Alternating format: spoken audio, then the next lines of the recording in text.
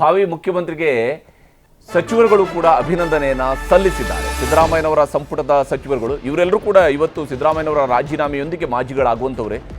ಅವರೆಲ್ಲರೂ ಕೂಡ including DCM ಕೂಡ ಎಲ್ಲರೂ ಕೂಡ ಮಾಜಿಗಳಾಗುವಂಥವ್ರೆ. ಆದರೆ ಈಗ ಬ್ರೇಕ್ಫಾಸ್ಟ್ ಸಭೆಯಲ್ಲಿ ಸಚಿವರುಗಳು ಈಗ ನೂತನ ಮುಖ್ಯಮಂತ್ರಿ ಆಗಬಹುದಾಗಿರುವ ಶಿವಕುಮಾರ್ ಅವರಿಗೆ ಅಭಿನಂದನೆಯನ್ನು ಸಲ್ಲಿಸಿದ್ದಾರೆ. ಹೈಕಮಾಂಡ್ ಸೂಚನೆಯಂತೆ ಸಹಕಾರವನ್ನು ಕೊಡಿ ಅನ್ನುವಂತಹ ವಿನಂತಿಯನ್ನು ಸಿದ್ದರಾಮಯ್ಯನವರು ಕೂಡ ಹೇಳಿದ್ದಾರೆ. ಪಕ್ಷದ ನಿರ್ಧಾರವನ್ನು ಪಾಲಿಸಬೇಕು ಅಂತೇಳಿ ಸಿದ್ದರಾಮಯ್ಯನವರು ಪಕ್ಷದ ಎಲ್ಲ ನಾಯಕರುಗಳಿಗೆ ಹೇಳಿದ್ದಾರೆ. ಅದೇ ಸ್ವರೂಪದಲ್ಲಿಯೇ ಸಚಿವರುಗಳಿಗೂ ಕೂಡ ಹೇಳಿದ್ದಾರೆ. ಭಾವಿ ಮುಖ್ಯಮಂತ್ರಿ ಶಿವಕುಮಾರ್ ಅವರಿಗೆ ಸಚಿವರು ಕೂಡ ಅಭಿನಂದನೆಯನ್ನು ಸಲ್ಲಿಸ್ತಾ ಇದ್ದಾರೆ. ಆ ಮೂಲಕ ಅವ್ರನ್ನ ಮುಖ್ಯಮಂತ್ರಿ ಆಗುವಂತಹ ಹಂತದಲ್ಲಿ ಭಾಳ ಸ್ಮೂತ್ ಆಗಬೇಕು.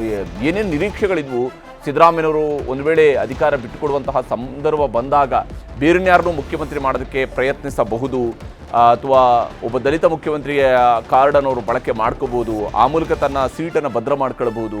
ಈ ರೀತಿಯಂಥ ಅನೇಕ ಲೆಕ್ಕಾಚಾರಗಳಿದ್ವು. ಆದರೆ ಸಿದ್ದರಾಮಯ್ಯನವರು ಎಲ್ಲವನ್ನೂ ಕೂಡ ತನಗೆ ತನ್ನ ಪಕ್ಷ ಕೊಟ್ಟಿರುವಾಗ ಇನ್ನು ನಾನು ಈ ವಿಚಾರದಲ್ಲಿ ಪಕ್ಷದ ತೀರ್ಮಾನಕ್ಕೆ ನಾನು ಬದ್ಧನಾಗಿರಬೇಕು ಅಂತೇಳಿ ಅವರು ಯೋಚನೆ ಮಾಡಿದರೆ ರಾಜಕೀಯವಾಗಿರುವಂಥ ಅತ್ಯಂತ ಪ್ರಬುದ್ಧ ನಿರ್ಧಾರ ಇದು. ಅಂಥದ್ದೊಂದು ಪ್ರಬುದ್ಧತೆಯನ್ನು ಇಲ್ಲಿ ಸಿದ್ದರಾಮಯ್ಯನವರು ಇಷ್ಟು ವರ್ಷಗಳ ರಾಜಕಾರಣ ಮಾಡಿದ ನಂತರವೂ ಕೂಡ ಅನೇಕರು ಈ ರೀತಿಯಾಗಿಯೇ ವರ್ತಿಸೋದಿಲ್ಲ. ಬದಲಿಗೆ ಅಧಿಕಾರದ ಕಡೆಯ ದಿವಸದವರೆಗೂ ಕೂಡ ರಾಜಕಾರಣ ಮಾಡಲೇಬೇಕು ಅಂತೇಳಿ ಕೂತಿರ್ತಾರಲ್ಲ, ಆವಾಗ ಈ ರೀತಿಯಂಥ ಪ್ರಕ್ರಿಯೆಗಳು ನಡೆಯೋದಿಲ್ಲ. ಆದರೆ ಸಿದ್ದರಾಮಯ್ಯನವರು ಈ ವಿಚಾರದಲ್ಲಿ ಒಂದು ಮೇಲ್ಪಂಕ್ತಿಯನ್ನು ಹಾಕಿಕೊಟ್ಟಿದ್ದಾರೆ, ಯಾವುದೇ ಕಾರಣಕ್ಕೆ ನೋ ಡೌಟ್. ಯಾಕೆಂದರೆ ಕರ್ನಾಟಕದ ರಾಜಕಾರಣದಲ್ಲಿ ಕರ್ನಾಟಕ ಅಂತೇಳಿ ನಮ್ಮನ್ನು ಇಲ್ಲಿ ಬಹಳಷ್ಟು ರಾಜಕೀಯದ ನಾಟಕಗಳು ನಡೀತವೆ ಅಂತ ಕೊಂಡು ನಮ್ಮಲ್ಲಿ ಟೀಕೆಗಳು ಇದ್ವು.